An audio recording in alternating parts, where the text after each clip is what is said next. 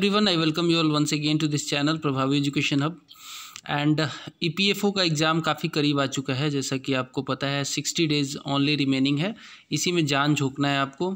इसमें अगर मेरा चैनल जो भी आपको हेल्प कर सकता है वो मैं कराऊंगा। एक्चुअली GS की अगर बात करें EPFO से रिलेटेड तो 3 सब्जेक्ट से बहुत ज़्यादा क्वेश्चन आते हैं।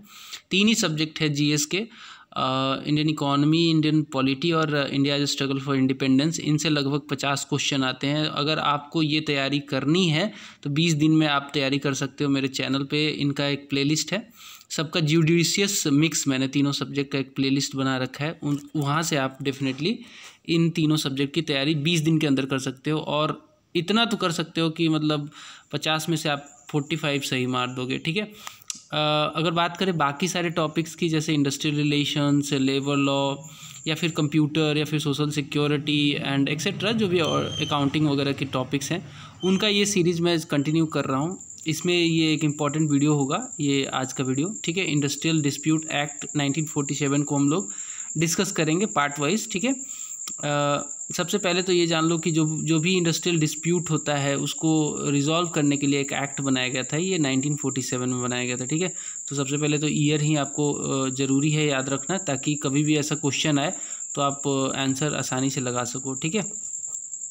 अब इसमें अगर बात करें कि क्या है इंडस्ट्रियल डिस्प्यूट, है क्या, इस पर्टिकुलर एक्ट में कैसे डिफ़ाइन किया गया है, तो इंडस्ट्रियल डिस्प्यूट जो इस एक्ट में डिफ़ाइन किया गया है वो कहा गया है कि कोई भी ऐसा डिस्प्यूट या फिर डिफरेंस जो कि एम्प्लॉयर और एम्प्लॉय के बीच में होता है, एम्प्लॉयर और एम्प्लॉय के बीच में होता है कोई भी डिस्प्यूट या फिर डिफरेंस, या फिर कोई भी डिस्प्यूट या डिफरेंस होता है एम्प्लॉयर और वर्कमैन के बीच में, एम्प्लॉयर और वर्कमैन के बीच में होता है, या फिर वर्कमैन और वर्कमैन के ही बीच में होता है, तब भी इसको इंडस्ट्रियल डिस्प्यूट कहा जाएगा।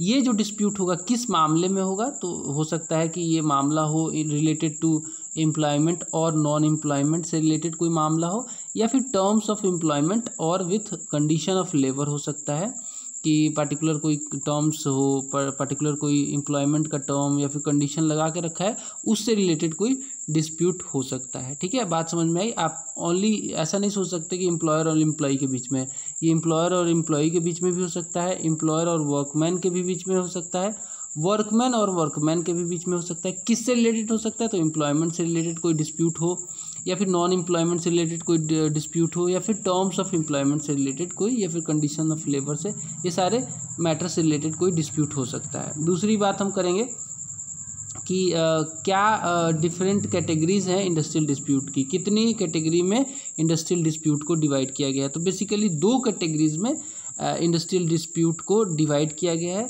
पहली कैटेगरी है right dispute, right dispute.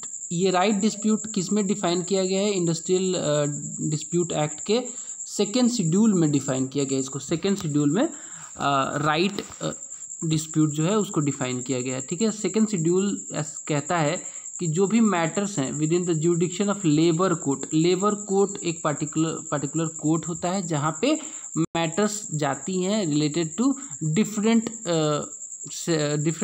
Sectors की जो प्रॉब्लम्स होती हैं वहाँ पे जाती हैं। जैसे कि अगर कोई प्रॉब्लम है रिलेटेड टू लीगलिटी और order of on an order under the standing orders, ठीक है। स्टैंडिंग ऑर्डर्स ऐसा ऑर्डर होता है जिससे कि कंडीशंस, टर्म्स वगैरह डिफाइन किए जाते हैं पर्टिकुलर किसी भी कंपनी में या फिर इंडस्ट्री में। तो इससे रिलेटेड कोई भी प्रॉब्लम आती है, डिस्प्यूट आता है, तो उसको कहा जाता है कि वो लेबर कोर्ट में मामला जाएगा, ठीक है। और वो जो मामला होगा, वो जो डिस्प्यूट होगा, वो राइट डिस्प्यूट होगा। बात समझ में आई, ठीक है।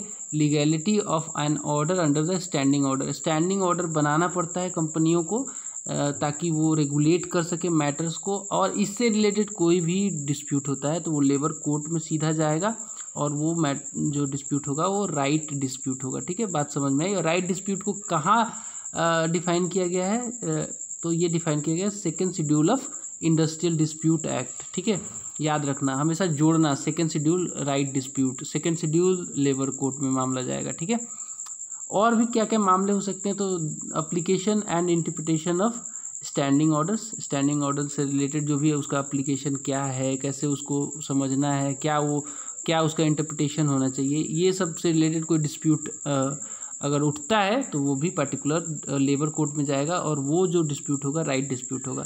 इसके अलावा डिस्चार्ज से रिलेटेड या फिर डिसमिसल किसी पर्टिकुलर वर्कमैन का हो जाता है तो वो भी सेकेंड शेड्यूल के अंतर्गत लेबर कोर्ट में जाएगा मामला और राइट डिस्प्यूट कहलाएगा।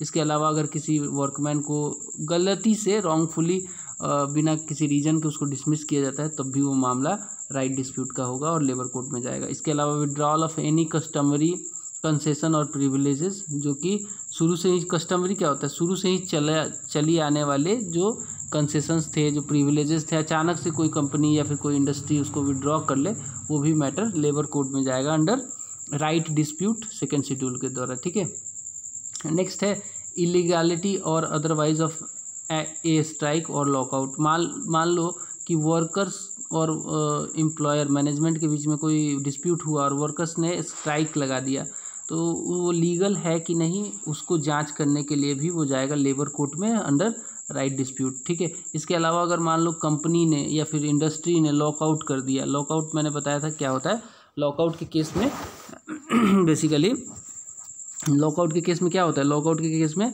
कंपनी बंद कर दी जाती है और लोगों की नौकरियां छीन जाती है, उसकी भी इलीगल है लीगल है, वो जांच कहाँ होगा, लेबर कोर्ट में होगा अंडर राइट डिस्प्यूट। ठीक है, इसके अलावा all matters other than those specified in the third schedule. इसके अलावा जो थर्ड शेड्यूल में मैटर है, थर्ड शेड्यूल यहाँ पे आपको पढ़ने को मिलेगा आगे, उसमें उसके अलावा जो भी मैटर्स होंगी वो भी सेकेंड शेड्यूल में आएंगी। तो इससे पहले कि हम आगे बढ़े थर्ड शेड्यूल को जान लेते हैं। थर्ड शेड्यूल कहता है कि कुछ मैटर्स हैं जो कि जुरिडिक्शन में आती हैं इंडस्ट्रियल ट्रिब्यूनल्स की। इंडस्ट्रियल ट्रिब्यूनल्स, लेबर कोर्ट और इंडस्ट्रियल ट्रिब्यूनल्स दो सेपरेट जुरिडिक्शन वाली बॉडी हैं जिनका जुरिडिक्शन अलग अलग है। कुछ मैटर्स जो है लेबर कोर्ट में जाते हैं और कुछ मैटर जो है वो इंडस्ट्रियल ट्रिब्यूनल में जाते हैं। तो वो जो मैटर इंडस्ट्रियल ट्रिब्यूनल में जाते हैं वो थर्ड शेड्यूल में रखे गए हैं under this act, industrial dispute act 1947। इसको कहते हैं इंटरेस्ट डिस्प्यूट। जो भी matter under the jurisdiction of industrial tribunal में आता है उसको इंटरेस्ट डिस्प्यूट कहते हैं। क्या क्या वो मैटर है आप देख लीजिए। वेजेस से रिलेटेड मैटर जो होते हैं वो इंटरेस्ट डिस्प्यूट से रिलेटेड होते हैं और इंडस्ट्रियल ट्रिब्यूनल में वो मैटर जाते हैं। इसके अलावा wages including the period and mode of payment, wages से रिलेटेड जो पीरियड है, मोड ऑफ पेमेंट है, वो सब इसी में जाता है। इसके अलावा कंपेंसेटरी एंड अदर अलाउंसेस से रिलेटेड कोई प्रॉब्लम हुआ तो वो भी जाएगा कहाँ पे, इंडस्ट्रियल ट्रिब्यूनल में। इसके अलावा आवर्स ऑफ वर्क, मान लो 8 घंटे का वर्क है, 9 घंटे का वर्क है, उसके बीच में रेस्ट इंटरवल से रिलेटेड कोई भी डिस्प्यूट होता है वो भी जाएगा इंटरेस्ट डिस्प्यूट इंडस्ट्रियल ट्रिब्यूनल के अंतर्गत। लीव से रिलेटेड कोई प्रॉब्लम है, वेजेस एंड हॉलीडेज से रिलेटेड वो भी यहीं पे जाएगा। Bonus, profit sharing, provident fund and gratuity ये भी यहीं पे जाएगा। Shift working otherwise than in accordance with the standing orders. ठीक है, मान लो शिफ्ट वर्किंग है पर्टिकुलर किसी कंपनी में, इंडस्ट्री में, और वो स्टैंडिंग ऑर्डर के हिसाब से नहीं हो रहा है, तब भी ये मैटर कहाँ जाएगा, industrial tribunal under the interest dispute. इसके अलावा क्लासिफिकेशन ऑफ बाय ग्रेड्स, ठीक है, इसके अलावा rules of discipline, rationalisation, retrenchment of workman and closure of establishment. मान लो पार्टिकुलर कोई कंपनी ही बंद कर दी गई तो उस केस में भी वो जेन्युइन है कि नहीं, वो कहाँ जाएगा, इंटरेस्ट डिस्प्यूट में जाएगा अंडर इंडस्ट्रियल ट्रिब्यूनल। इसके अलावा कोई भी मैटर है जो कि प्रिस्क्राइब की जाएगी सरकार के द्वारा या फिर any other matters that may be prescribed under this act, ठीक है, तो वो भी जाएगी पर्टिकुलर इंडस्ट्रियल ट्रिब्यूनल और इंटरेस्ट डिस्प्यूट के अंतर्गत। तो ये आपको याद रखना है कौन कौन से मैटर कहाँ जाएंगे। 2 चीज़ याद रखना, सेकेंड शेड्यूल में आता है लेबर कोर्ट और इसमें राइट डिस्प्यूट डील किए जाते हैं। थर्ड शेड्यूल में आता है इंडस्ट्रियल ट्रिब्यूनल जिसमें इंटरेस्ट डिस्प्यूट डील किए जाते हैं। बाकी ये जो क्या क्या मैटर्स हो सकते हैं जो सेकंड शेड्यूल में जाएंगे वो भी याद रखना है आपको, और क्या क्या मैटर्स हैं जो कि इंडस्ट्रियल ट्रिब्यूनल में जाएंगे वो भी आपको याद रखना है। That's all from this video. I hope कि आपको अच्छा लगा होगा। अच्छा लगा तो लाइक कर देना, शेयर कर देना दोस्तों के साथ, और सब्सक्राइब करो यार, आप लोग सब्सक्राइब नहीं करते, दिस इज़ वेरी बैड। ठीक है, मिलते हैं अगले वीडियो में, तब तक के लिए नमस्कार, बाय बाय।